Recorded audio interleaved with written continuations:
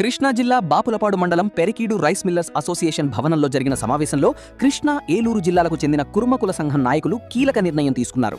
ఈ నెల 13న బాపులపాడు మండలం కాకులపాడు గ్రామంలోని శ్రీ బీరయ్య దేవుడి ఆలయంలో పునఃప్రతిష్ఠ కార్యక్రమం ఉదయం 8 గంటలకు నిర్వహించనున్నారు.